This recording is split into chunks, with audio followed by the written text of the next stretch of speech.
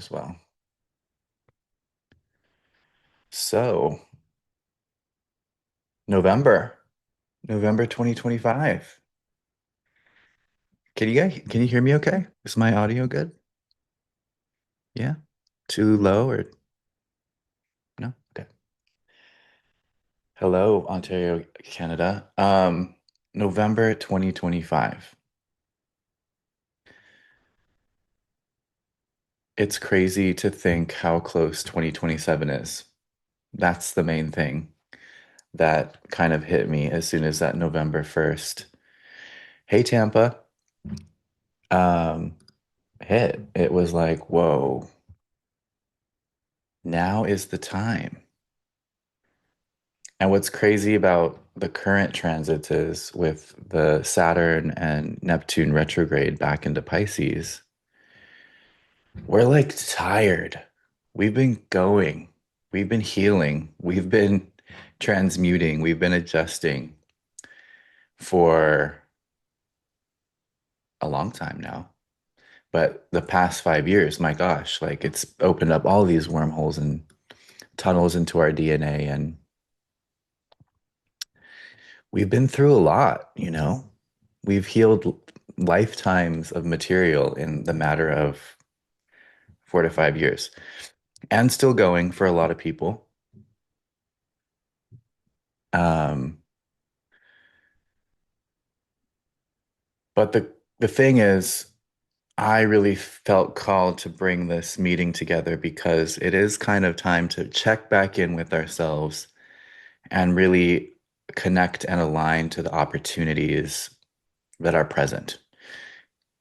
That's something I've really been focusing and doubling down on in my own practice is to look at all the transits, whether it's through astrology or human design, as opportunities, as things that can be leveraged to bolster our sense of purpose, our alignment, our mission, our just well being and joy and gratitude on a day to day basis. This is still my cold open. We're not fully started yet. Thai inhalers, great for clearing the mind. But anyway, the Taurus full moon is always a great checkpoint in the year because Taurus is grounding and it's obviously always in Scorpio season. And Scorpio season is the first sign after Libra, and Libra is the halfway point.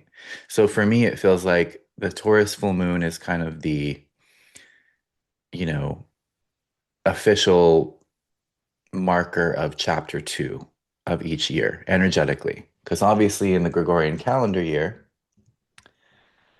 we think that, we're almost done here. November, December, January. But that's not the real energetic landscape of the year. That's just a man made construct. And in truth, our new year begins in March with our next Aries season. So if we're really looking at the arc of the story that we began last spring in March, spring equinox, March 21st-ish, then we've just passed the halfway point. And I think that's always a really cool refocus to tap into because a big part of the black magic that's woven into the Gregorian calendar is that they cut us off and reset us in Capricorn. And Capricorn is actually the 10th house. It's the highest house. It's your MC, not for everybody based on their rising sign, but in general, in the zodiac wheel, Capricorn rules the 10th house, which is the highest point of the sky, which is our pinnacle of manifestation, of becoming, of evolution. And then afterwards, Aquarius, the water bearer, tips the jug and pours it back down the slope. So we're not kind of ascending anymore after Capricorn. We're slip and sliding back down. spreading all our gifts out and giving back to the world, humanitarian Aquarius. And then in Pisces, we're just dissolving into the nether realms, so that we can go back into gestation and then be reborn in Aries. So, Scorpio, it's this powerful, focused, intense, penetrating energy that wants us to really get clarity. Scorpio is all about boundaries. It's about what we cut off or what we include. It's about the magic that comes with putting barriers and distinctions and, even intentions around certain things. Any way that we can package energy allows us to have more mastery over the flow of that energy. Any intention that we set is going to be a container for how that energy will flow and manifest. So I love all the check-ins that I'm seeing. Everybody's clocking their human design in their profile. I love that. Um, Hello from Hamburg. Hello from Berlin. But to get started, I just want to get a check-in vibe from each and every one of you. And can you give me a word? Can you give me a vibe? Can you give me a feeling that, like, where are you today? Like, in your process, in this year process, in your evolutionary process, in your spiritual mission, in your own healing, whatever it is that is your story, what's the word? And you can type it in the chat because it might get too loud if everyone said it out loud. But I'd love to see that feedback so I can get a temperature check with where everyone else is. 11:11 here in this time zone.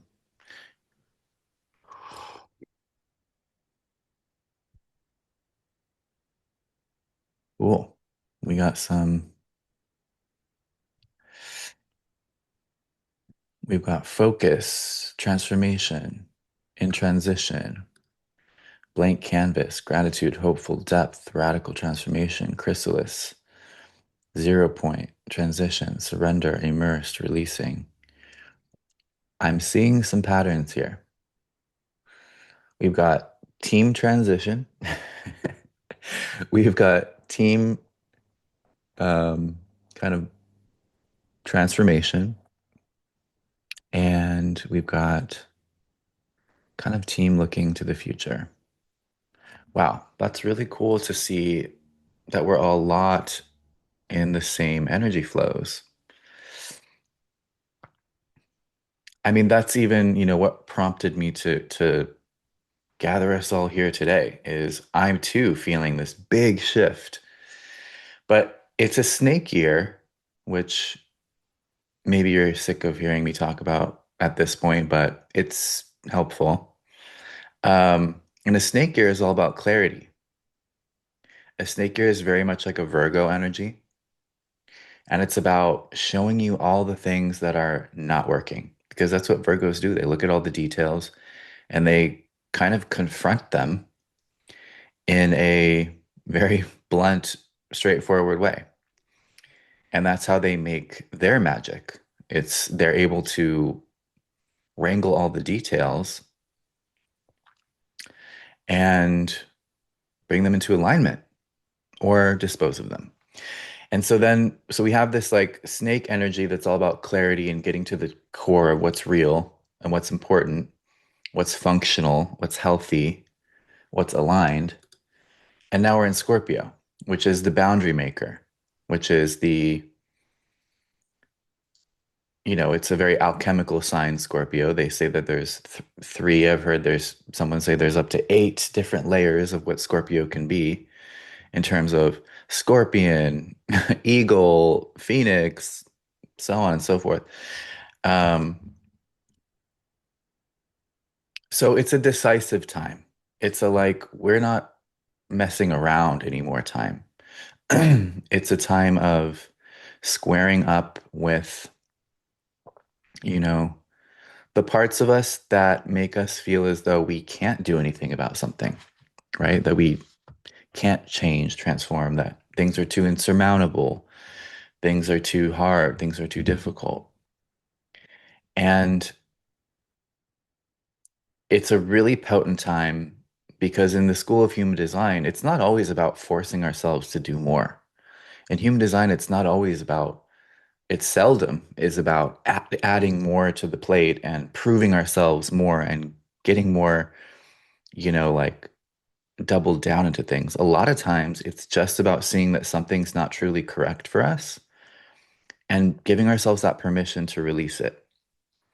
And that's a lot of what conditioning is, right? In human design, we talk a lot about conditioning and how it puts this not self pressure on us to commit to things, to be influenced by things, to, have other people's beliefs running our lives, basically, or other people's stress running our lives, other people's unfulfilled dreams as the motivator for what we're choosing in our timeline.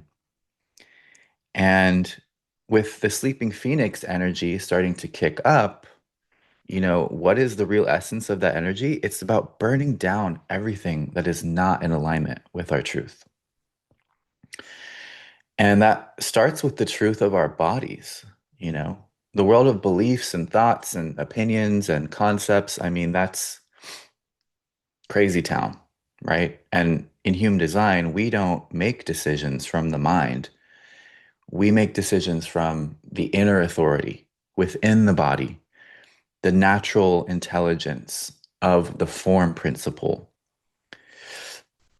is our leading edge of deciding what's going to be correct for us. And a lot of times, leading with our body's intelligence takes us down roads that we would have never chosen if we were moving from our conditioned self. As much as it can feel like we're cutting off potentials by clearing out all this mental chatter, it actually ends up broadening our horizons.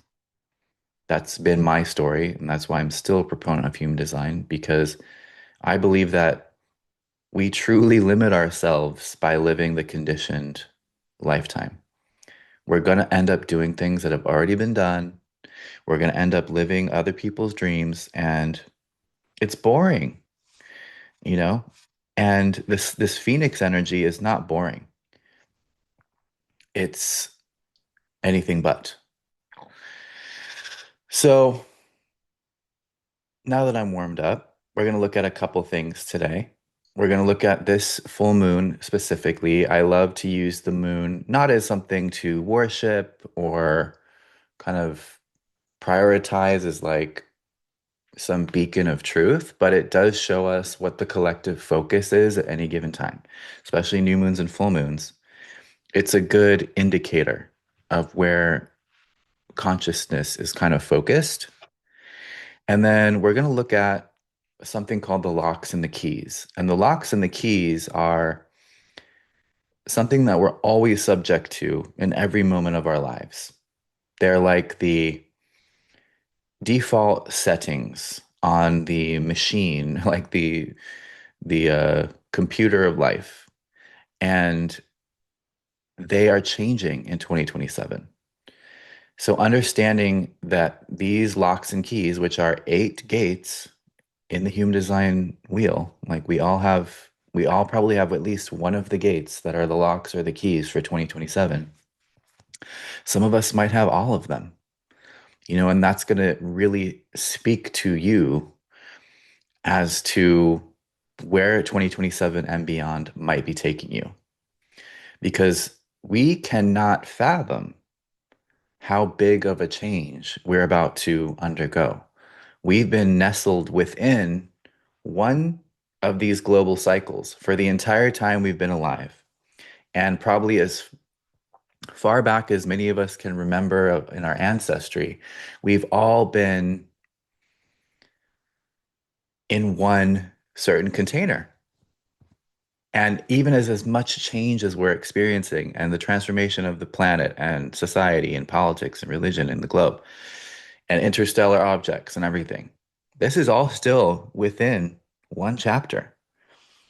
And now can you fathom what happens when we actually turn the page into a whole new chapter and a whole new system?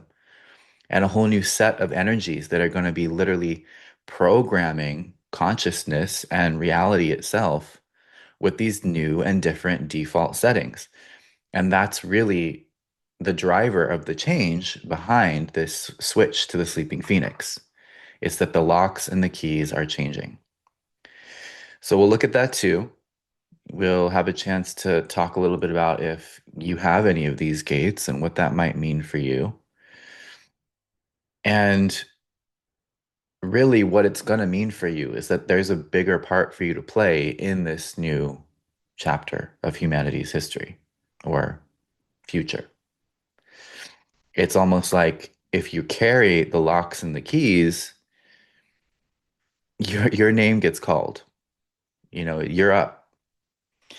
It's time to, get on stage, basically. And it's not always about, visibility, but in the stage of life and in the Maya of this reality, it does mean that something in your energy is going to be emphasized, highlighted, brought to the surface.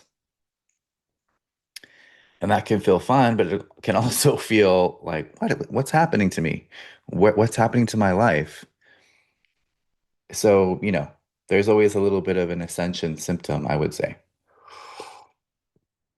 So we're going to talk about full moon. We're going to talk about locks and keys. And then we're going to talk about the current state of, we could say, the light worker community and where we are all in relationship to kind of supporting this transition, because it is very much an energetic transition. And that means that the grids of the planet are going to be changing. The way that energy is distributed throughout this realm is going to change. And people like us are the ones that are kind of doing the energetic work to help facilitate and catalyze a transition that reflects the deeper cosmic values that we want to see driving the show, driving the story. So that's what's on the docket for today. And we're going to start with this moon. So a full moon is a culmination. It's when the moon comes into the full light of the sun and we see something, we feel something, we we have this big obvious kind of punctuation mark in the process of life. Taurus is about values. It's about the earth itself. Taurus is that sign that stands for the very earth that we stand on. And Taurus also in human design contains one of, I think, the most important gates that we have. They're all, I guess you would have to say, they're all equally important because if any of them were missing, it wouldn't be a good, complete working system. But in what drives our direction into the future and our evolution, therefore, gate two is so important, and that's in Taurus. And gates one and gate two, which are in the G center, the center of direction, love, and identity, these are kind of like poles on a magnet. This is like the positive in gate one, and gate two is the negative. So masculine, feminine, active, receptive, or creative, receptive. And I mean, just in general, of the numerology of this, one and two, the first gate and the second gate. So, first gate's in Scorpio, where the sun is at the time of this full moon, which will be at 5:19 a.m. Pacific time on the 5th of November. And the moon will be in 13 degrees of Taurus. We'll just do the personality side because transits don't have a body. And this gate two is in the gate of intuition. So another thing to add here is that Scorpio sun in gate one is in line one. Line one is the foundational essence of any gate. Anytime we see the dot and the number after it in human design, that's kind of like the modifier. So the number before the dot is the gate, it's the bulk of the energy itself, it's the nature of that gate. And the number after the period is kind of the how that energy is going to play out. So one is very introspective, investigative. It wants to get all the details correct. It's about building things or researching things or interacting with things one thing at a time, one person at a time, one detail at a time. It's really looking to find security and solidity. So it's actually motivated by fear. Now we have this, fear is a negative thing or fear is like a low vibration. But this is the kind of fear that makes you dig deeper.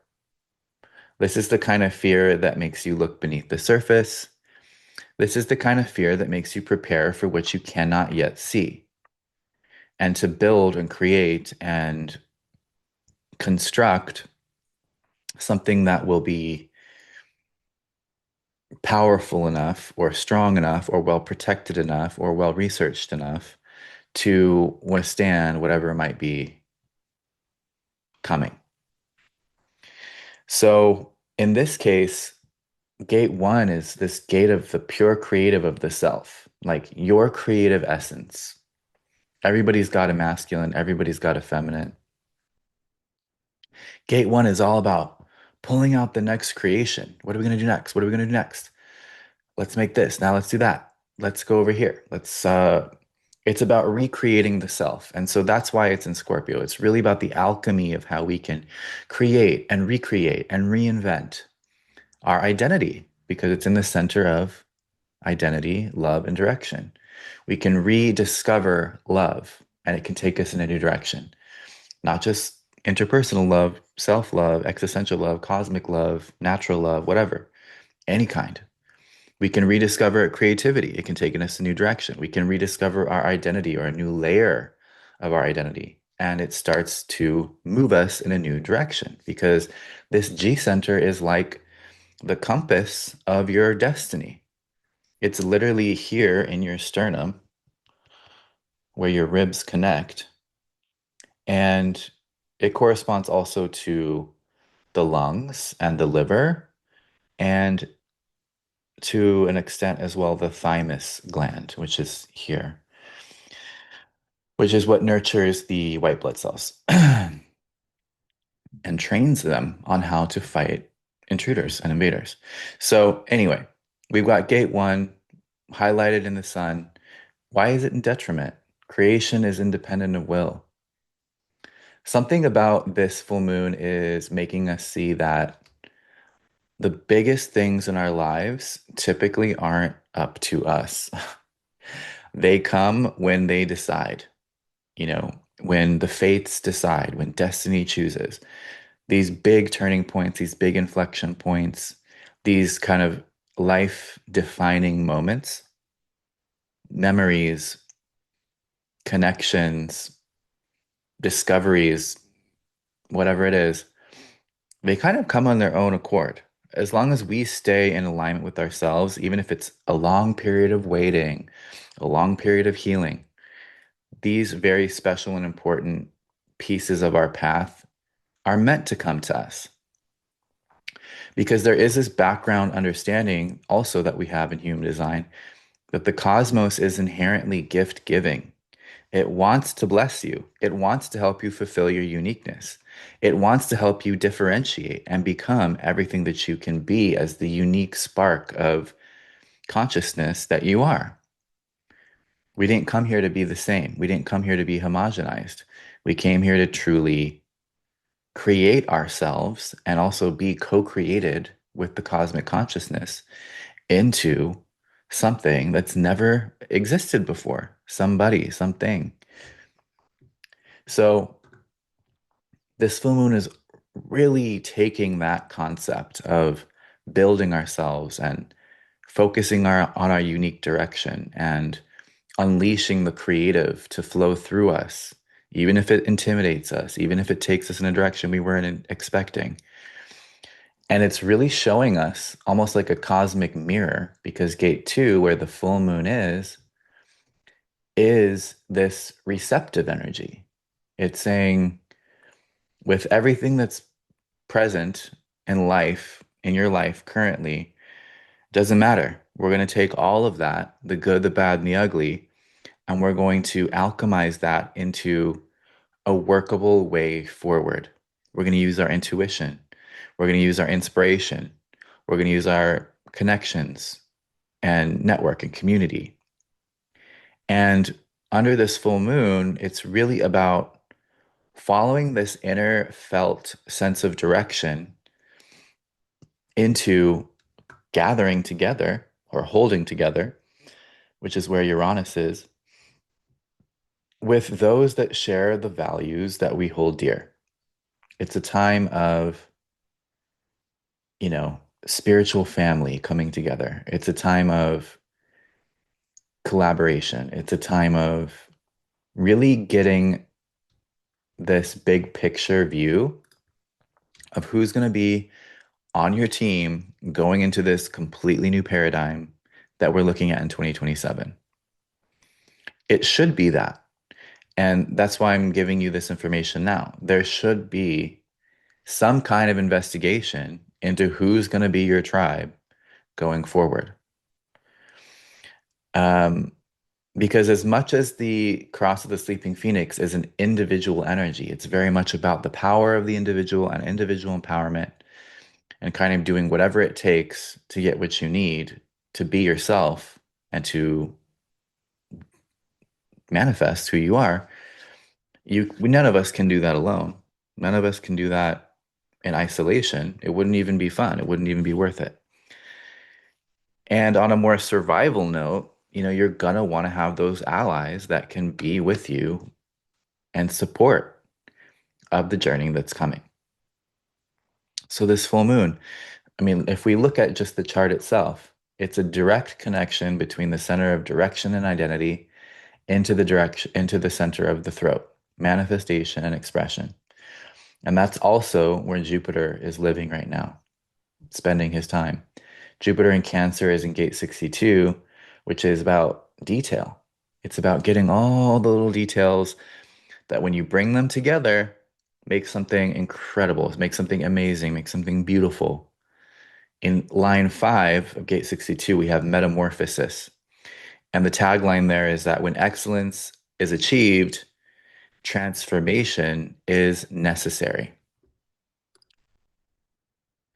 So we could just say, oh, this is a Taurus full moon. We have one every year. It's not an eclipse, whatever. But that's why I love human design. It gives us these more specific keys that each, you know, astrological event is actually highlighting in our genetic code, activating in our genetic code. And in this case, it's this gate of pure receptivity, which creates our sense of direction. So, in this illumination of this Taurus full moon, there is a new, well, maybe it's not new. It doesn't have to be new. It could be very old too. It could be very ancient. But there is some kind of highlighting of a specific path that's kind of opening up for you step by step. Because why? Because we have it in line one. This is like one stepping stone at a time, crossing the river to a new, whatever's on the other side of that river. Maybe you've never crossed the river before.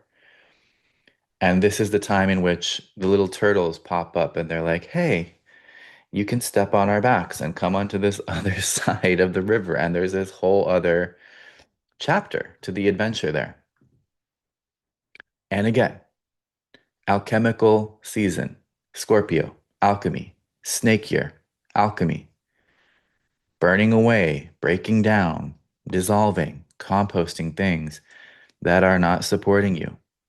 We all have something in our life, in our habits, in our what we're giving our energy to that is probably undermining or not directly supporting where we need to be. And in the age of the sleeping phoenix, you have to be on time. You have to be where you need to be when you need to be there. You can't be like, oh, well, my friend across town, they seem like they're in need. I need to go over there. It's like, well, are you going to miss your date with destiny because of a codependent habit? Not recommended, because this cross of the sleeping phoenix era is more uncompromising. It doesn't have as much grace for the not self themes that are proliferating our lives, especially around codependency. We need to have connections that are in alignment and that are on purpose, not that are just there because we don't want someone to have a negative emotion, or we don't want them to feel bad, or we don't want to feel bad or feel like a not good. Like all this stuff will cost you if you're still operating on that level. And in Scorpio season, we get intense. So we share the intense information so that we can actively use it to our advantage, because this is all about opportunity, not about judgment. So that's what we have coming up with this full moon. It's going to be personal to all of us, right? It's going to be a very individual experience of what this new direction is. Or maybe we're already feeling it, we're already seeing it. You probably have been seeing it and feeling it since the Libra new moon on October 20th, 21st. And I'd also be curious if you want to, in the chat, share what was coming up for you around that new moon. Because you can track this stuff in your life. Like, I mean, as many of us probably do, because we're interested in general in astrology and the stars and cycles and patterns. You can track what's evolving in your life just by looking at the lunar phase. I've been doing this since a long time now, but really like day by day, watching in the sky the development of the light of the moon as the light of the moon grows each night as it gets more full, more waxing into the full moon, and seeing what lands in my life on that day. What is the new development in the project? What is the thing that's falling away? What is the thing that's showing that it's not functional? That is under review. Maybe it is not part of the new direction, and it can't be. What is effortlessly coming together? Or, it's not always about effortlessness, but it is about flow and feeling inspired and feeling excited about the creative challenge rather than it being like a drag. Because it's not to say that everything is just effortless and easy that's good in life, but it should have a certain momentum to it that is all its own, that we don't have to push and pull every single brick into place. There is a sense of universal support or collaborative support. Anyway, we're seeing that evolve from that new moon to this full moon. And it's really from there, um, standing under the light of this full moon and asking ourselves, like, where am I going to go from here? What cuts do I need to make? Where is this Scorpio energy in line one? So very foundational. Where is this Scorpio and this Taurus energy empowering me to make foundational edits and cuts and release things that are heavy and that aren't alive on their own? We all have this thing about senescence of cells in our body. We have this natural cell turnover that needs to happen in order for us to stay healthy and aligned and alive. And then there are these cells that are like half dead and they stay hanging around and they don't renew. And they're like zombie cells. And they take more energy, they create more toxins, they decrease the efficiency of the system. And if we don't have a regular, a bit of a fast or a cleanse, these things pile up and create toxic overload. And then we're not with it. We're just, we're not. connected. We're not present. We're at an energy leakage deficit. And then we don't have the energy to step into the cosmic opportunities that life wants us to have to manifest our destiny. Because when we're all out there manifesting our destiny, that's when the world heals. It's not about directly fixing society's problems that were none of our fault to save the world. It's not about directly fixing anything. It's about emphasizing the gifts and the passion and the creativity and the divine nature inside you and bringing that onto the world. That's what saves the world, not cleaning up somebody else's mess in a system that's meant to go down in flames in 2027 anyway, right? Okay. So, some people are sharing their experiences. That is when my field shut down to influence, not quite a block, but close. Walked away from a long-term mentor who I no longer aligned with. Great. That decisiveness and that acknowledgement of what you've been aware of, honoring your knowing, your inner authority is the gift. So, congratulations there. New definition of my 25-year partnership. Every illusion fell away. Such a thunderstorm, but we both evolved again and stand even stronger. Wow. Okay. Cool. I mean, 25 years. That's so 7, 14, 21, 28. So 28 will be your next completion of a 7-year cycle. So the next 3 years are going to be really exciting, I think, in that redefinition. Because if things don't change every 7 years, they tend to go away. Same thing with businesses. If your business doesn't change every 7 years, intentionally, it probably won't continue to grow. That's just Saturn's rules. Also, someone says, new in Libra is when my no got much louder. Yeah, because sometimes they don't hear you. You just gotta be, no. Sometimes you gotta yell it. And then Kimberly says, yes, that is where I am. My body is going crazy. Okay. Kalima says, that's what I feel like I've been clearing. A lot of gunk that was making me sluggish. I had been like a vacuum sucking all the toxic junk in my communities. Oh, and it took her going to the other side of the planet, though. See, that's the thing. Here's another big part of this. A great example is that when we talk about the G center, direction, love, identity, we're talking about movement. And that's what's very interesting about G center activations in gate two. This is the gate of the driver of your vehicle. And that means that we're going somewhere.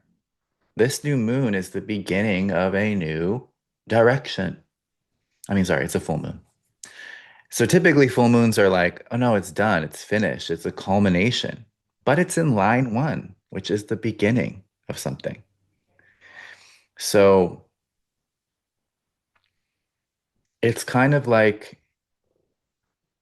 things are definitely ending, but within the ending, there's that next step that is kind of a beginning. It's not a completely new thing, probably. Or maybe because things have ended so completely and you've cut things off and you've made these boundary changes that the direction forward is now looking very new and very fresh. So it's kind of phoenixy in its own way. And sometimes these layers of themes are like bigger than I'm even aware of when I'm, just acting on the intuition to do these things. So travel, movement. This is grid work. Sometimes you're moving and you're doing grid work to heal yourself. Sometimes you have to go to these portals that are activating a certain alchemy in a particular DNA strand or a particular center in your human design body graph. In my experience, more than working with practitioners, although they're amazing, more than, you know, a lot of discipline, right? And modalities and methodologies. More than anything, what has been the most conclusive and healing thing for me in terms of genetic distortions, past life karma, lineage level karma, things, the karma that you inherited that you didn't even earn yourself, but you're probably the one clearing it because that's the kind of people that are in this room right now. Travel and going movement. It's not just travel because that can become like a homogenized concept, but movement into alignment with the right environments and the right nodes on the planet and the right, sometimes sacred sites has been the number one thing that for me and I, in my experience, has removed and cleared distortions from my body, physical, and my energy bodies. Just saying. And even Ra himself said, we're designed to move. Like evolution happens through movement. Even if it's down the street, that movement can be the catalyst for whatever the next layer is. So let's keep moving here. So we're kind of having this awakening on the 5th about what's really happening for us. Like, what is the storyline? What are we doing? Where are we going? And we're going to look at this also in terms of the locks and the keys now. So let's open a new window.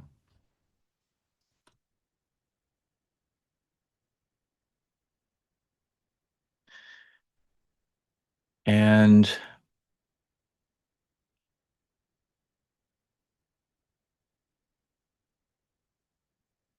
this is the best one, but it has a transparent background. So we'll see. Oop. Oh, perfect. Thank you, Planet People HD. So they're actually specifically showing us what's the transition between the locks and the keys. So when you look at this screen and you look at this wheel, type in the chat for me because I need some feedback here.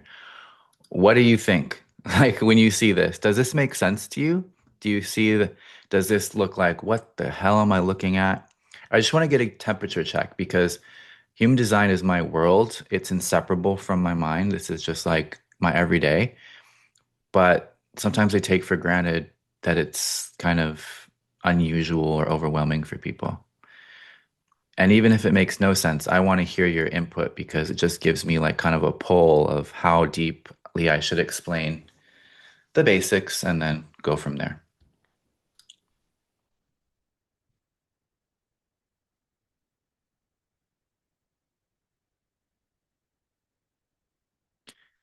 So some people are saying it makes sense. I would say it's like 50-50.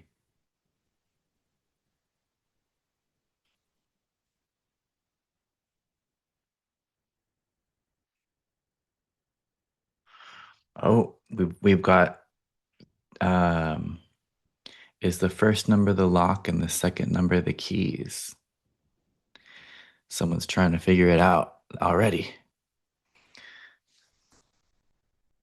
Nice try, Tara Beth. We'll get there. Kathy says she has 5 out of the 8 gates and has known it's going to be big.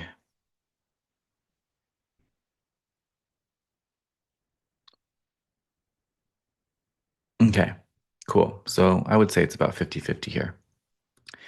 So what we're looking at, central ring. It's our 12 zodiac signs, right? These are our kind of archaic tool of describing the progression of consciousness and its evolution. And then the outer ring is the human design gates that fulfill or that comprise each of the signs. So Sagittarius is made up of all these gates. Scorpio is made up of all these gates. And look at where this is where the full moon is happening. It's between this powerful lock of gate 1 and gate 2. So it's really about the direction of humanity. And that's what's also crazy because gates 1 and 2 and 7 and 13, these four are called the cross of the Sphinx. And they directly influence the direction that we're going in as humanity. The other four gates, oops, 10, 15, 46, and 25 are the gates of love, the cross of the vessel of love. So our locks in general are made of Sphinx gates and love gates. Gates of direction, Sphinx, and gates of love, love. So what is love? Love is the cosmic force that bonds us all together in this experience. It's not just romance, it's not just, affinity for something. It's a cosmic force of attraction that keeps us in this cohesive experience. So it's almost like these are the settings on the dial. And in the middle, if we could erase this text and everything, that would be like our perception of life. Like the movie of life is playing inside this wheel, and the energy that these settings are set to is what makes the storyline happen.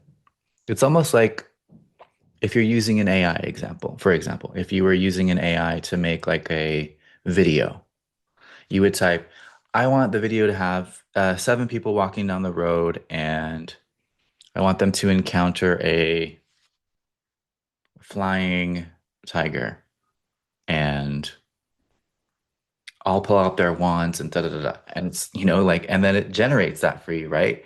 Similar idea. These locks are kind of the settings, the influences, the energetic keys, or even you could say prompts that are going to be designing the reality that we're all down here living in our little human suits.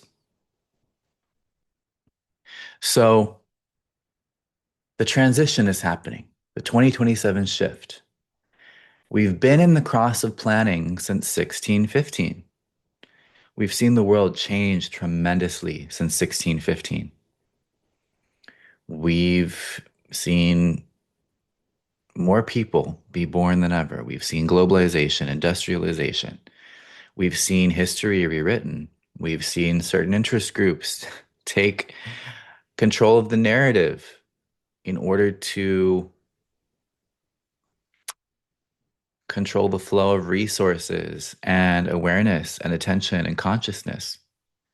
And it's all led up to this inflection point with AI, digital currencies, global surveillance, like governance systems, the whole idea of the one world, new world order, one world order.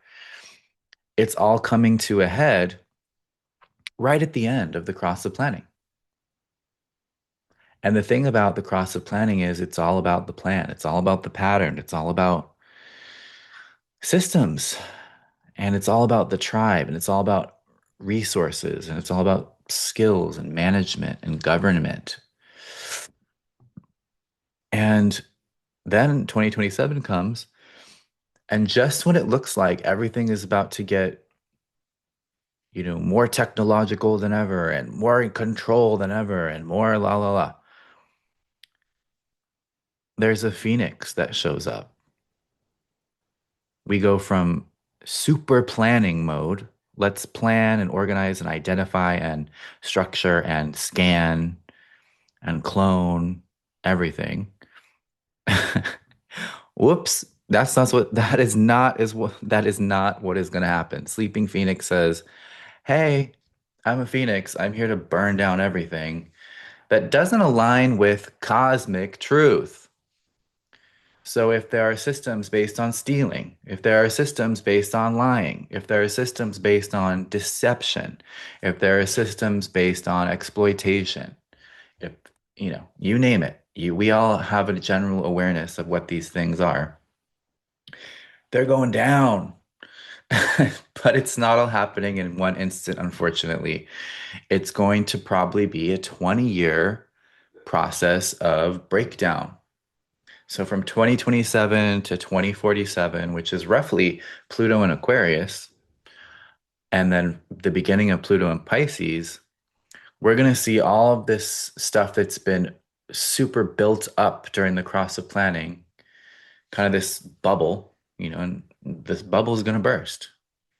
And a lot of these major gigantic systems, from governance to economy to trade to religion to you name it, are going to disintegrate. And humanity is going to step into a different energy. I mean, February 18th, 2027 is when the dial shifts. But there's still hundreds of years of momentum behind what's been created. You can't make the train stop on a dime and turn left. Well, some people can, but I mean that's not how this is not how this is going to work. Um, and it's kind of like a slow shutdown of all those things while the new things come up. The new ways of doing things come up. It's not so much about specifically the what yet, but it is a new way of doing things. So let's look at the shift. The first number that we're seeing here is what has been the key. Now, the locks, which are these gold things here, these don't change. They're always these gates. They always preside over the theme that they're given. Gate 10 is the gate of behavior, so it sets the nature of the time. Gate 1 is the gate of the self, the gate of the alpha, the pure creative, so it sets the example, the creative role model. Gate 46 is the gate of the love of the body, so it sets up the temple. What is going to be the biological, physiological theme for that time? Gate 7 is the gate of leadership, so it sets up the leadership theme. Gate 15 is the gate of rhythm or the gate of extremes. It's literally the gate of the aura, so it sets up the morphogenetic field, the pattern. And also, this is what very much magnetizes us together in large groups, Gate 15. Teams, tribes, corporations, families. Gate 2, we just learned about this. It's the gate of direction. So it takes us in a new direction. It gives us the plan. Where are we going? The way. Gate 25 is the gate of innocence. It's the gate of universal love. Universal love is always the way.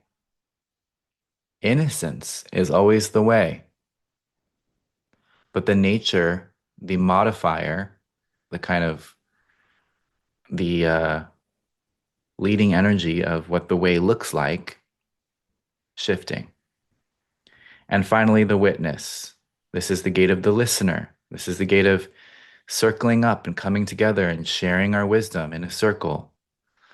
This is about the one leader at the top, and this is about everyone coming together to lead together, the witness. So in the cross of planning, the nature has been gate 9, patterns, logic, focus, repetition, master the skill, learn the skill, get into the logic of it. It's highly logical. And for contrast, there's logical gates, there's abstract gates. So logical gates like to follow a pattern in a sequence that's repeatable and always gives us the same result. Abstract gates have to go through the full experience in order to then, in retrospect, gather, the value, the lesson. And individual gates are just spontaneously mutating on their own timing and bring something completely new into the world whenever it's their time. So, gate 9, the nature of the cross of planning, the behavioral modifier for this time has been focus on the pattern. Your behavior should focus on the pattern of moving through university to get the degree, the pattern of moving through the corporate ladder, the pattern of learning all these things. You get it, right? The example, the example for the cross of planning has been the gate of the tribal advisor in a way. Gate 32 is somebody who, or an energy that navigates the world intuitively in order to help the tribe evolve. The tribe always deals with resources because resources are always involved with survival. Gate 32 is where do we put our resources in order to continue to grow? So it's all been about material growth. We're only two keys in, and we have patterns, material growth. Next up, the temple. What has been the theme of the body for this time? Gate 40, bring home the bacon. Gate 40 is the archetype of the one that goes out and accomplishes the big feat for the tribe to feed the tribe. That can be literal food, that can be spiritual feed, spiritual food, that can be intellectual, nourishment. But it's really about the energy to go out and tackle the big challenges in order to support the tribe. So the body, your body has been under this impetus of achievement. Go out and use your willpower to achieve in the world, to support the tribe, to support growth. It's still tied into resources here. This has been the time of resources. The leader in the cross of planning, it's been the gate of detail where Jupiter is right now. That means that Jupiter is now activating one of the keys of the current cross that we are in. That means that there's bonus benefic energy available to everyone at this time. Jupiter could be anywhere, could be on any of these. It's on one of the locks. We could say that Jupiter is basically like opening the key of the gate of detail for the time that it's going to spend in gate 62. This is just a little side gift here, but Jupiter will go retrograde on November 12th, and it's going to stay in gate 62, well into the new year. So we have a lot of focus on getting the right details at this time. And Jupiter being this super magnetic giant planet, it's all about just gravitating the right details to us. So know that that's there. It's in your back pocket. Jupiter is here to support you to get the right details because part of this 2027 shift is about preparation, right? And we'll continue. So, what has been the pattern? The pattern has been gate 16. Gate 16 is about skills, it's about logic. Again, it's kind of the twin to gate 9. They go together. Gate 16 is in the throat, though. So, it's about the expression of skill, the expression of pattern mastery, and it's about manifesting, making something happen. It's collective in nature, collective logic. The plan has been gate 42. It's the gate of growth. It's about growing things, period.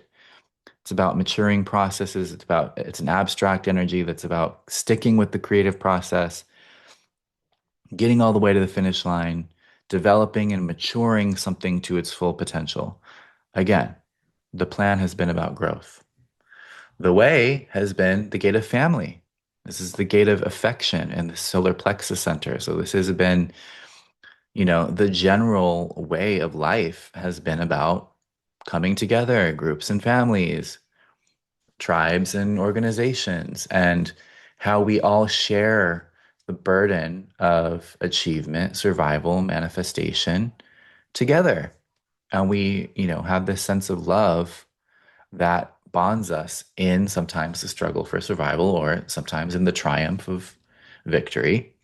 But it's been all about groups and family and the emotional bonds that we share. That's been the way. And finally, the witness. So, what have we been opening up to as kind of the key of communal leadership? It's been inner truth. It's been about figuring out how it all works. It's been about needing to know the core concepts. I know everyone here can relate to this because we're all in the inner truth, you know, special interest group. We want to know the deeper secrets. We want to find the spiritual truth. We want to get to the systems that can show us clarity and give us the right context to live our lives with consciousness and alignment. So, inner truth, patterns and focus, tribal resource management, winning the bacon, getting the details, expressing the details, growing the project, keeping the family together, and finding our inner truth. That's been the keys of this time. And now we're moving into a new set of keys. And gate 32 is tribal, gate 40 is tribal, gate 62 is logical, gate 16 is logical, gate 42 is about building, gate 37 is tribal, gate 61 is individual. So now we're moving into the 34, individual, 57, individual, 59, tribal, 53, collective, gate 20, individual, gate 51, individual, gate 55, individual, gate 54, tribal. So just in those quick keynotes, we can hear that there's a shift. We're going from tribal, like a predominant amount of tribal and logic gates. Logical is like, I know what's going to happen next. I have clarity. I'm prepared. I know what's coming, right? It's just very, just what we're used to, right? The mind always wants to be certain about its future so that it feels safe. And the tribe wants to be certain about its future so that it knows what it needs to continue to survive and be safe. It's kind of basic from where we're sitting as, more spiritually developed people with access to different layers of our multidimensionality, and you get the picture. The stuff we've been focused on in the cross of planning has been very 3D. And yet, clearly, we've seen that there's a lot of 40, 5D, 60, 70, and beyond things going on. But that's been the general homogenized theme, right? Now we move into 2027 and it's all about individual empowerment. The nature of behavior is gate 34. This is a gate in the sacral. It's the only gate in the sacral that is not designed to share its energy.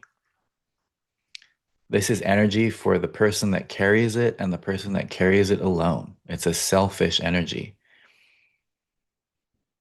And we're not here to talk crap on being selfish because it's just part of the mosaic of life. You do have to serve yourself, hopefully first, and then get to everyone else. And the thing about the cross of planning is there hasn't been much of a place for selfishness except in the witness. It's the only real individual gate that we have here, truly. So all of our individual focus has just been on the realm of consciousness because gate 61 is in the crown, right? It's up here. So that's been our only place where we felt, authorized to focus on ourselves.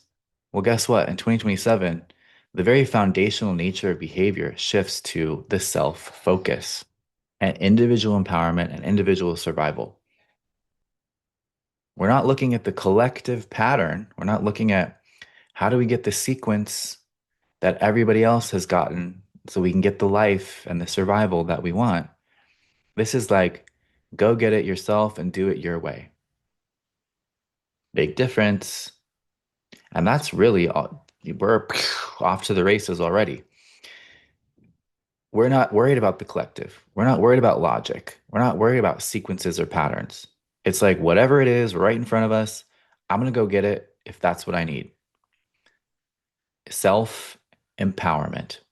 And it's not Tony Robbins self empowerment. It's not Oprah self empowerment. It's they have a well on their land and we need water. We're going to go take that well. It's stuff like that. Um, because 34 is one of the most savage energies in the human design system. It's ancient.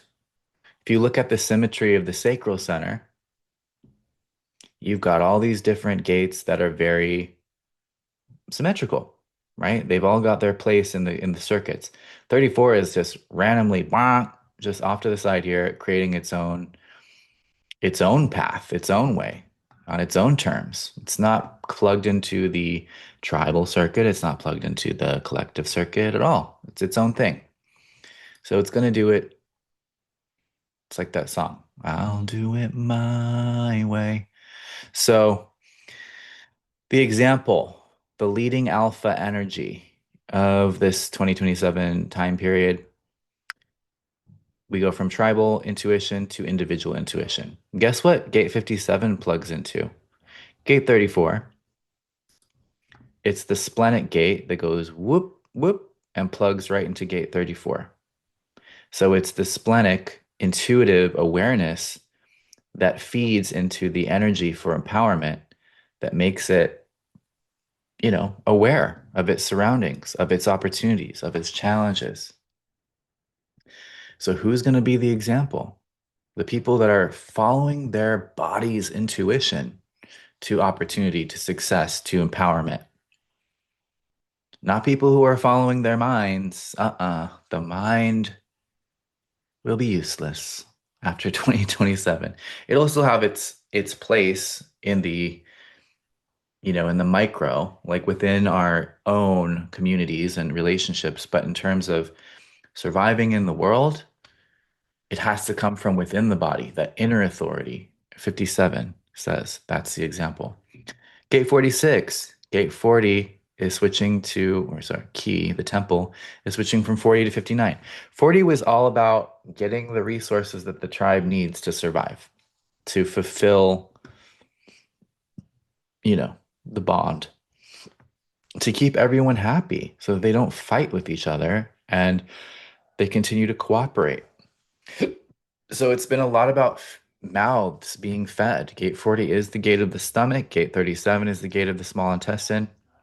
Food, resources, money, nourishment. If everyone's fed, they're less likely to start a war with each other. We've all seen this in sibling dynamics, I'm sure. So anyway, we're switching to gate 59, the sex gate. I mean, honestly, that's what it is. It's gate 59. It's the one that plugs directly into the solar plexus. And it's the gate that when these two come into union, new babies are born. These two centers, the sacral and the solar plexus, can harmonize their electromagnetic fields to create a portal for a new life to enter the world. So that's 59 and 6. 59 is like, the you could say the egg, and 6 is the sperm. So we've got fertility as a big focus of the body, the temple. Like, what's the theme for the body? It's not bearing the brunt of achievement for the tribe, it's making more human beings. And another big shift that we haven't even talked about once yet today is that the Raves are coming in 2027. New types of humans will begin to be born. We've talked about this quite a bit this year. If you've come to any of these calls or seen the content, um, the Raves are basically, a big podcast that's been out the last couple of years is called the Telepathy Tapes, and it's about nonverbal people with autism who have shown amazing skill in and clarity in telepathy. They can read minds, they can astral project, and they can bring back they can talk about it. They can tell us exactly what was seen, what was experienced. So that's the beginning of what rave consciousness looks like. Rave consciousness is your body doesn't have to go anywhere, but your consciousness can go everywhere. And it's plugged in and connected to all other consciousness because that's the way things are anyway. All consciousness is energy. Energy is consciousness. It's all connected. That is the unified field theory. That is the 0 point. That is, unity. That is what, that's what we tap into when we die and before we're born. We come from the field of consciousness itself into the physical 3D. So, another thing that 59 does is it breaks down barriers to union. It literally genetically and energetically eats away at things that prevent us from coming together. And so, while this will be about making more humans and keeping the species alive, because when you have a new kind of human being born, the background program of the planet is like, well, you old model humans, we don't really need you anymore because we've got these new ones now. So the pattern, the program, the consciousness of the planet will focus on her new children. They're her new favorites, and us old school humans are like slowly kind of dwindling away. So it'll be this fertility shift into repopulating the planet with these new beings too. And in a sense, the old model humans that we are, physiologically, biologically, are kind of in the way of union because our bodies don't facilitate that unity consciousness as easily as a rave body does. They come out literally with ready to open up to seven dimensional consciousness. At the 7D level, you're not differentiated as an individual anymore. It's a group soul, it's a monad, it's a oversoul level of identity. So imagine being born with oversoul consciousness. You don't even have the concept of I, me. Mm-mm. You're one with all things. You're one with your soul family, your soul group, the other raves. And maybe humans too. Maybe there'll be rave human, interaction. Maybe some humans will, update and activate their blueprint to be able to connect. Some already are. Anyway, the temple, the body is changing. The genetics are changing.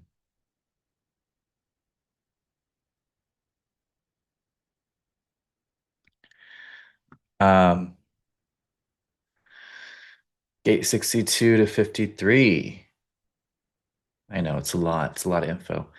Um, Moving from the leader being the guy that has all the details or the girl that has all the details, Gate 62, the leader is the one who has the staying power, the fuel to start something new. Why that? Gate 53 is down here in the root. The root is always about fuel, it's about ignition, it's about the pressure to start. And where is the leader? It's the people that still have the motivation to be starting things. Whoops. It's the leaders are the ones that actually have fuel in the tank to want to even do anything. Because when things are chaotic, perhaps when things are changing, maybe there's a lot of people that don't feel self-assured enough to begin something. And gate 53 is the gate of beginnings. So even though it will look like a lot of things are failing and falling apart by design because they're part of the cross of planning and ending, leadership will come from those who are beginning new things. Maybe you have something, a seed. Maybe that's what this Taurus full moon is actually kind of bringing into your awareness. Where are you going to be the leader? What are you starting at the end of this old cycle and the beginning of the new? The pattern. Well, the pattern is like, how do we pattern ourselves?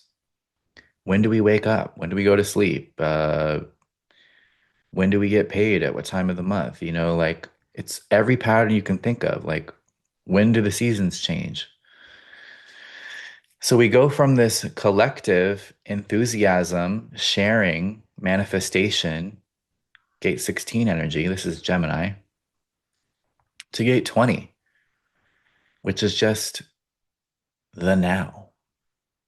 So the pattern is switching to something that is very much determined in the now, in the now, in the now.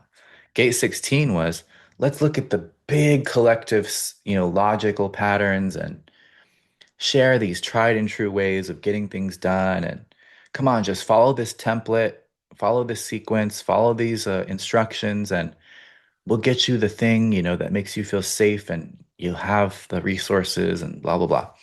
Gate 20 is like, what are we going to do now? I don't know. What do we have available right now? Like, it's going to be very much more um, kind of goldfish energy. We're just in and out, in and out, in and out, in and out. Instead of this, well, in 1942, they built this thing and we're still doing it that way and it still works great. And we have this emotional connection to this way of doing things because it makes us feel safe. Nope, completely new, off the cuff, responding in the moment. Gate 34 directly connects to gate 20. So we can already start to see that 34, 57, and 20, they're all kind of making their own little system here. And it's about being a splenic manifesting generator. It's not to say everybody in the world is going to be that, but there's a background frequency of splenic, which is intuitive, knowing in the now, spontaneous decision making, take action right now, manifesting generator, apply all the energy to whatever you're focused on right in the now, and be able to change direction quickly. Be able to let something go and quit something and start something new. It's a quick energy. It's an efficient energy. It's not very planned out. It's not very like, oh, I'm going to do it this way. It's just like figuring it out as it goes. The plan went from gate 42, let's build and mature and make these massive creations and companies and buildings and infrastructure and let's repave the roads every year and keep upgrading the sewer systems and building the next model of planes, and that's the power of gate 42. Now it's just 51. Guess what the plan is now? Shock. Gate 51 is the gate of shock. The entire plan, the direction of the future of this 400-year cycle, 27 to 438. Shock. What does shock lead to? Initiation. What is initiation? It's about recentering back towards our foundational, fundamental, true nature as consciousness. What does that do? Burns down everything that has gotten in the way of our true fundamental nature as consciousness. That's big. That's a big one. That's a little scary. I'm not gonna lie. Like um, that's a bit much to go through 400 years of shock as the plan. Sometimes shock can be amazing because once you survive the shock, you're like, wow, I'm stronger now. I'm I I did that. I survived. Good for me. I can handle shit. But so we're just going to be very resilient by the end of this cycle for sure. The way, this one's really important because I think this is kind of like the foundational one that's like underneath all the other ones. The way went from love the family, take care of the family, be overly codependent with your family, put everybody's feelings first before your own. 55 says, I need to focus on my feelings. What makes me feel abundant? What fills my cup? What makes me feel truly, fully alive and connected with all of spirit and all of the cells in my body and all the layers of my consciousness? So the world will stop focusing on the community and communal harmony and focus on what is good for them. And that plays in with the 34, which is also selfish energy. 51 is also the gate of being first. It's the gate of proving oneself. It's the gate of being competitive. It's the gate of willing to fight against everyone else in the tribe to show that you're the best or the most powerful or the first. And then we've got 55, which says, I need to have things my way to feel good. Then I can think about helping others. So the whole way shifts to spiritual selfishness, which is an interesting pair of words to contemplate. And then finally, the witness goes from us witnessing our inner truth and figuring out the greater meaning of all of this and why from the crown center, elevated as it gets. And boom, it plunges into the root center. So the witness becomes, and again, the witness is created by the gate of the listener. So this is about how we're receptive to others in our environments. I have this as my north node, gate 13, and my Mercury. It's the gate of the listener. It's a gate of openness to secrets. People tell me stuff they don't even want to tell me because gate 13 does that. It's just like a big open satellite dish to secret information. I can keep a secret, but what are we looking at with this? We're all kind of looking at ambition. We're all listening for the secret plots and plans around us. Gate 54 is a gate of ambition.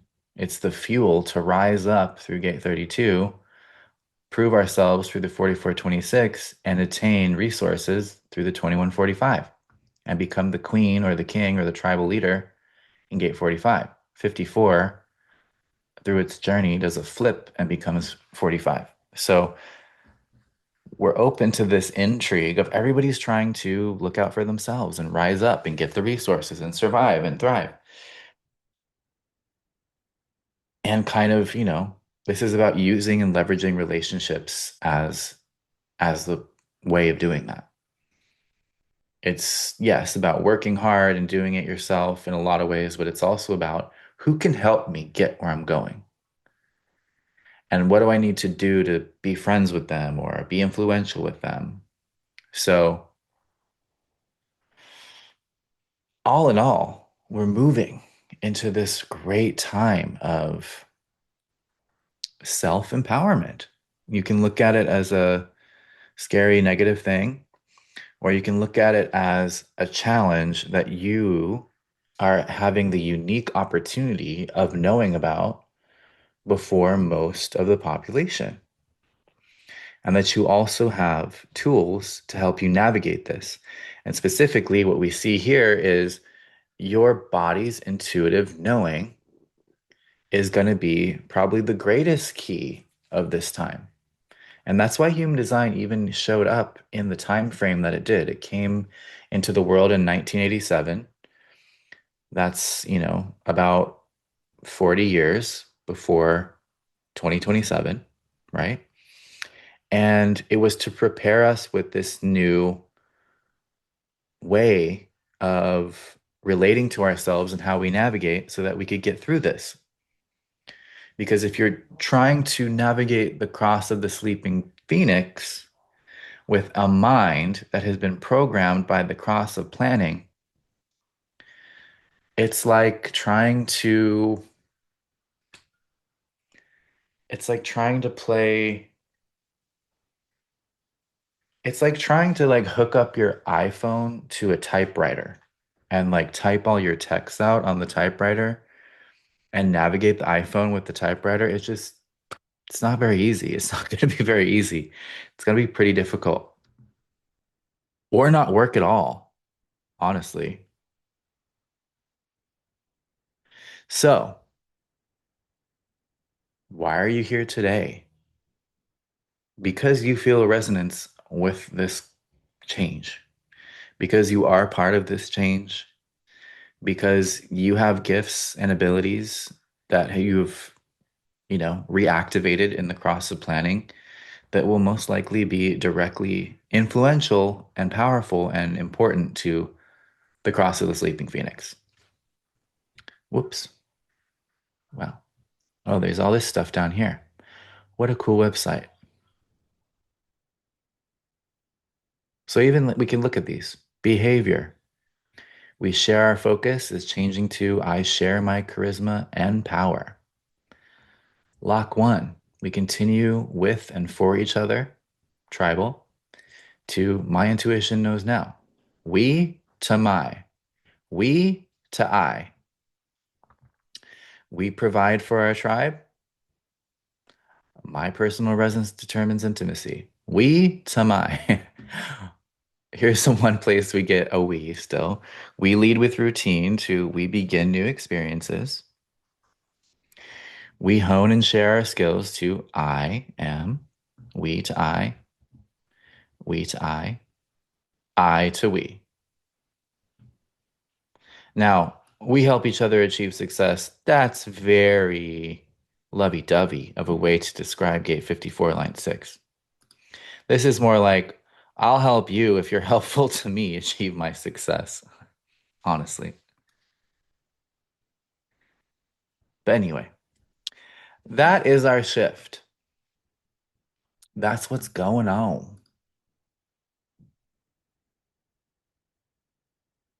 Oh, you're definitely going to see it occur. We're already seeing it occur. Um, and this full moon, in my opinion, is kind of like we're sitting in the auditorium, we're sitting in the theater, and I think this is when the lights go down and that special moment happens like right before the curtain parts or right before the previews or the trailers start to play. And it's in that moment where the lights go down that we really sense and feel into, even though full moons are full light, we're kind of feeling into and sensing like the path ahead. Where are we going? What is your direction? And the cool part about the end of this year is that we have a lot of really helpful astrology. We've got a grand water trine between um, Jupiter, the sun, and Venus that will be going into Scorpio.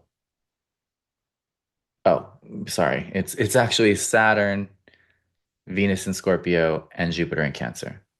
So we've got this amazing trine that's developing. Trines let things happen easily.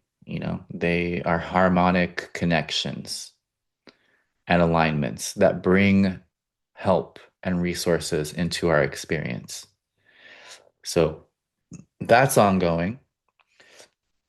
Then we've got this air trine between Pluto, Uranus, and where's that other air planet? um, Something is switching in and out there. Maybe it's like it has been Venus in. I'm not an astrologer, okay, guys? I speak astrology, but it's not my job. Anyway, there are some trines going on. They're pretty big. So what does that mean for us for the rest of this year? Right? It means that things are getting intense. And there's this heightened need to focus on ourselves. If you start focusing on yourself now and you don't wait till 2027, you're going to be in the winning bracket. We looked at those gates of selfishness. And in the cross of planning, we've been like punished for being selfish. We've been taught that it's bad and wrong to be selfish, that it's dangerous, it's a threat.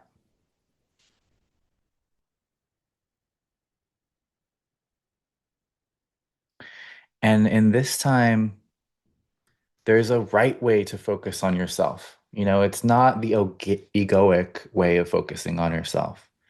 It's about prioritizing that's kind of like a good little, like but AURA, prioritizing your own energy and your own alignment. Because when your energy is in alignment, physiologically, energetically, all of the above, you're a clear channel for your direction. You just naturally gravitate and are taken and inspired and connected to your direction when you're not overburdened with a bunch of other people's energy, beliefs, dogmas, well, you name it, crap. And so, Scorpio season, alchemy, year of the snake, alchemy. This is your time to get that shit out of your aura. It could be stuff that you're putting in there. You could be the one signing up and showing up for things that are just deadening your system or toxifying your system or wasting your time. What are those keys again? Self-empowerment, intuition, opportunity, ambition. This is a time to really square up with, asking yourself, are you being ambitious enough about how well you prioritize yourself and take care of yourself? Do you want a broken down path, or do you want a crystalline path that just whew, like a bullet train takes you to where you need to be? Because from what I have intuitively felt, like this time after 2027 is like a lot of people will be struggling because they're very reliant on these tribal collective systems that will be by design shutting down. But if we have tangible self-reliance built into our experience, with the healthy amount of interdependence with our communities, right? We're not trying to be isolated, but we are trying to be self-prioritizing. You're gonna, these are gonna be the times of the greatest, like, human lives lived, full spectrum of experience and abundance, and getting to share your gifts and have great connection in your life and to see the world, like the best things that this 3D experience has to offer us, there will probably be and it's not just the 1%, because not even money is the ultimate determining factor of what will make it through the fire of the phoenix. Only alignment will get you through the phoenix's fire. Because if the money that you've been hoarding was created in a way that's detrimental to the heart of the planet, that's the first thing that's going to go up in flames. She will find a way to pull the rug out from underneath you. But if you're actually in alignment with your body, spirit, mind, higher self, you'll be steps ahead of everyone else. So this is a time to really pull away from distraction. This is a time to really pull away from your phone being a, you know, thing that just sucks your energy rather than as a tool for you to help you create what is abundance for you. This is a time to double down and lean into the tools that can help you create the life that you know that is correct for you, the right people.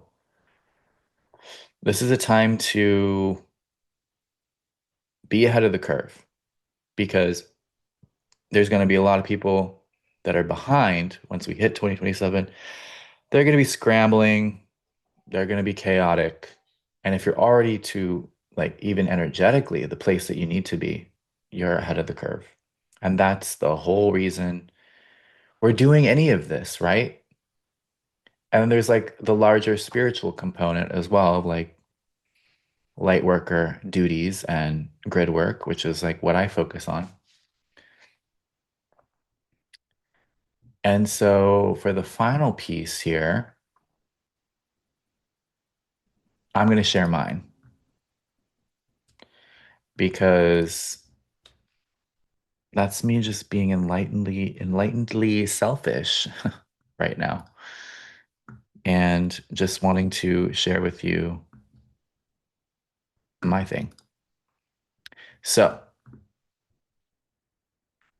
since I was a kid, I've been traveling the planet. I didn't even get it, as a child. I did not understand why am I being sent, because like I'm going to visit my dad, I'm going to visit my aunt. I was the kid that was like on the plane alone with the little tag, the big tag on your neck so that they don't lose you, like flying alone as a kid, like 7, 8, 9. And then even through my teens, traveling, for some reason, weird, opportunities of travel coming up. And then in my 20s and 30s, it just has been a lifelong theme. And that's because in my soul contract, grid work, working with the directly with the grids of the planet to create shifts in consciousness, sometimes tiny, sometimes bigger, is the real essence of what my mission is about. Human design has been this amazing tool for working with others, and it's been a great lens to understand ourselves and the cosmos. And it's also a tool, It's not the end point, it's not the point. It's a means to get to higher alignment and better results, right? So,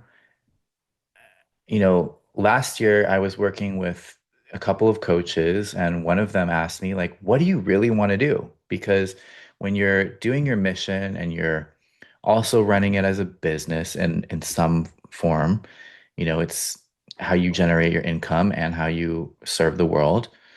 Like there can be a moment that comes when all the business part can take over, those considerations of the 3D can almost eclipse the original intent of like why you were doing any of it in the first place.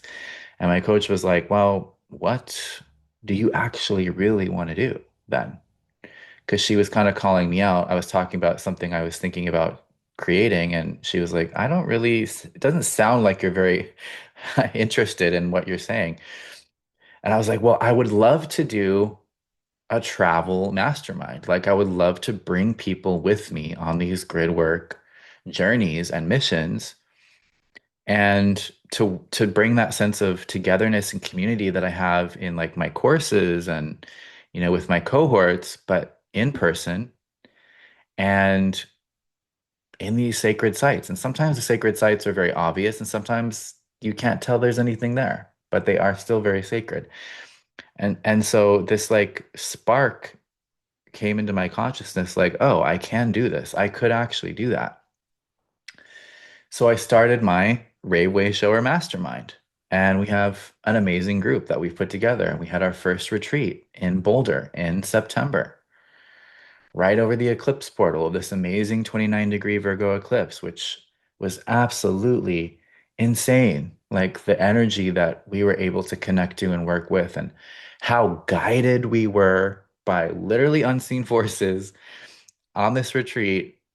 We had a schedule, but we also, were kind of just guided in certain directions to certain landmarks and to certain specific things we weren't even expecting to find, that we were there to transmute some stuff, some very dark satanic ritual abuse kind of grids, and then also moving into activating the entire grids of the planet to a new threshold of energy.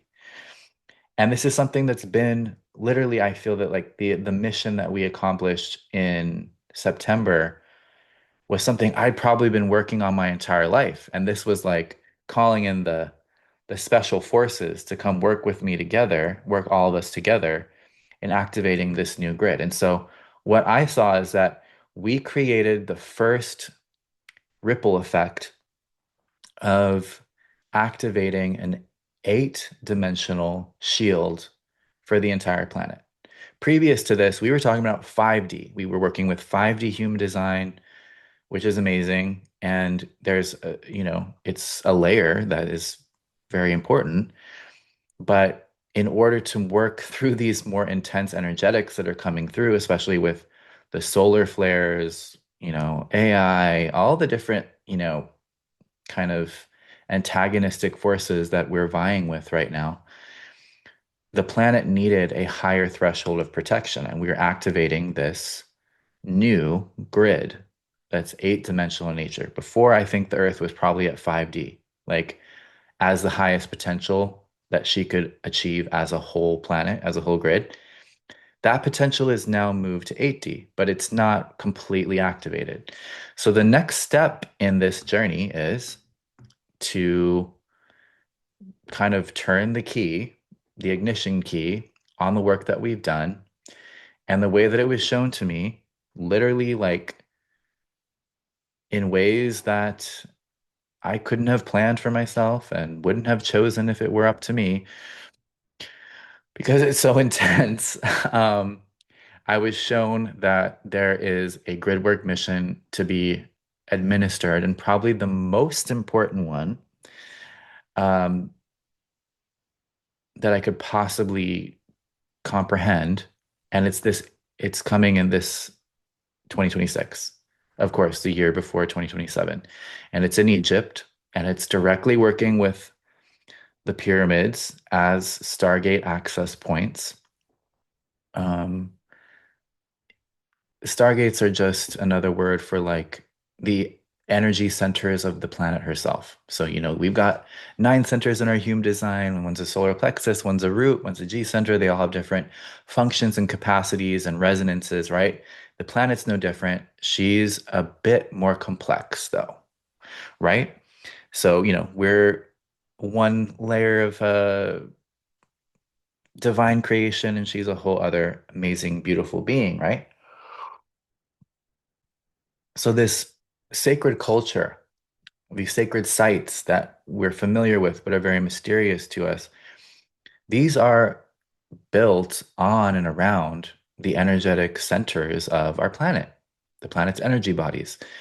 And they were built because we're meant to have a living relationship with the energy bodies of the planet. We are her, she is us, we are one. And there's a lot of distortion, and there's been a lot of genetic degradation, and there's a lot of interference.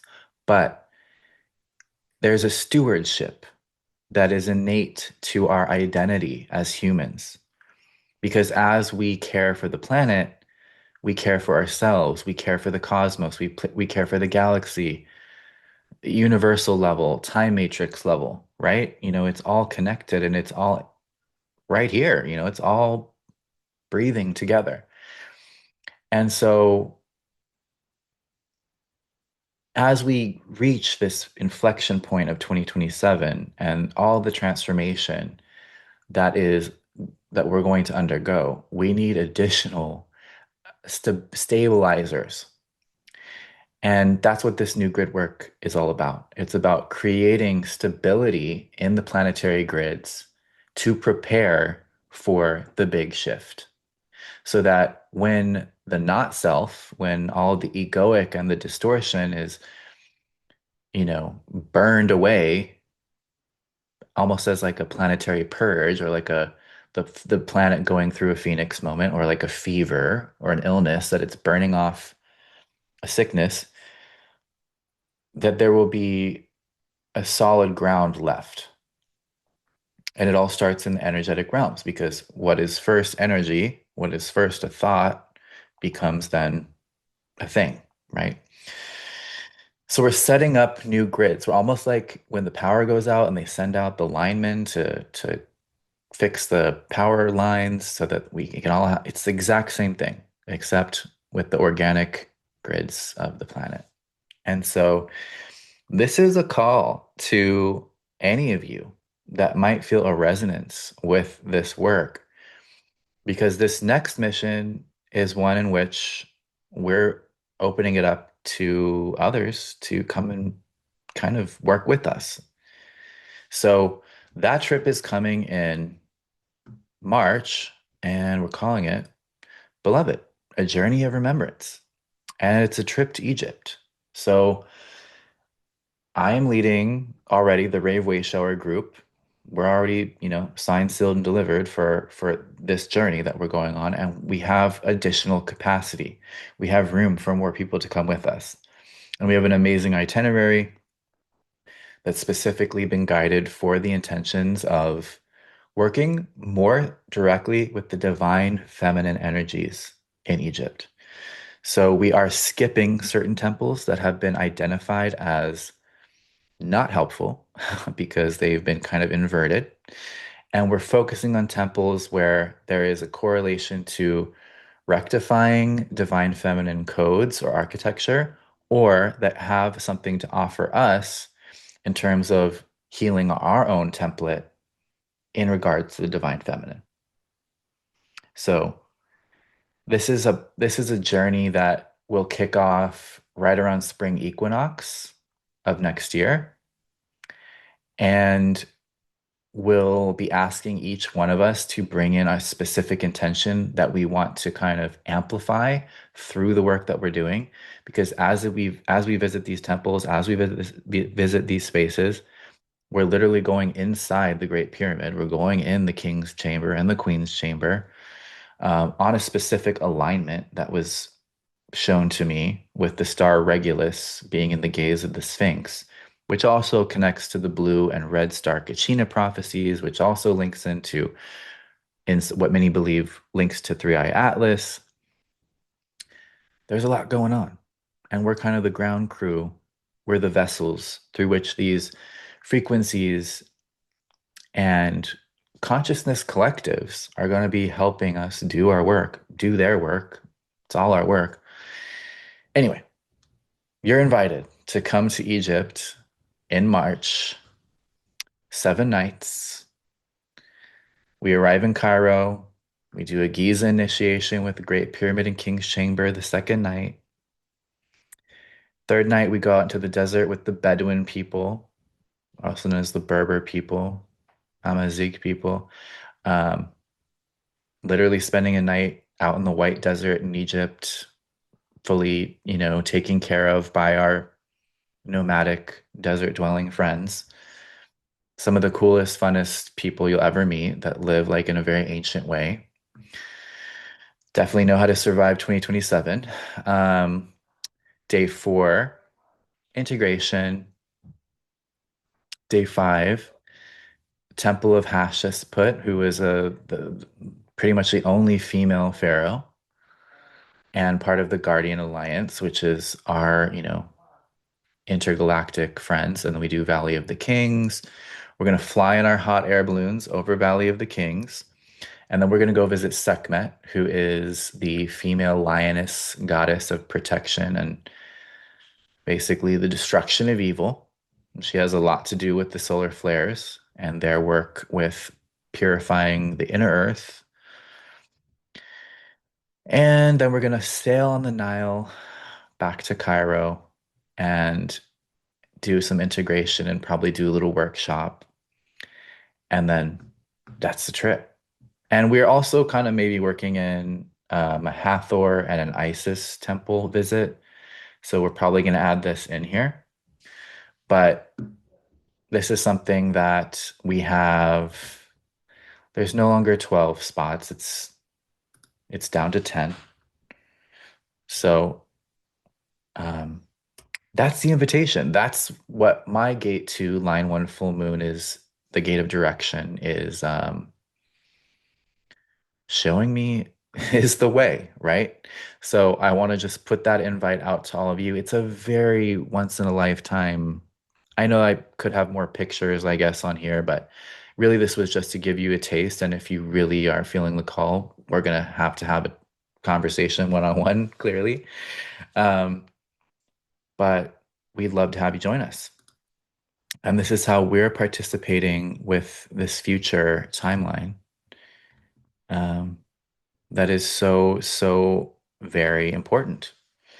I mean, this is the year that's like I've really been, it's been a lot of pressure. It's actually been freaking me out, like anxiety, like, oh God, like it's all been leading up to this. And it's finally happening and it's coming together. And I can only imagine what we're going to experience there. We were in Boulder, Colorado. We experienced things where, not to say that any place is as ordinary as it might seem because everything's sacred on this planet. But if that's what Boulder had in store for us, Egypt is going to be freaking amazing. And we have an amazing guide, Nala, who is a female Egyptologist and has so much knowledge and warmth. And she's going to be guiding us there. So That is my transmission for the day. And I'm so grateful that you all came to join me for this casual Sunday morning. 2 hours of your time. Thank you so much. I'm hoping that the messages that were distributed today were helpful, insightful, exciting, empowering. And if Egypt is calling to you, let's please be in touch. It is a very, very special opportunity. And I know that the right people will just know that it's for them. So, sending you lots of love and lots of blessings. And I'll send out that recording for everyone to enjoy. And until next time, sending you all the love and protection and those good spirits, those high spirits, belief in the self, belief in the possibilities, belief in the intuition, trust in the body, trust in good things coming. Even amidst a lot of chaos or whatever, who cares? We've got this. Let's do it. Okay. Love you guys. Thank you. And peace.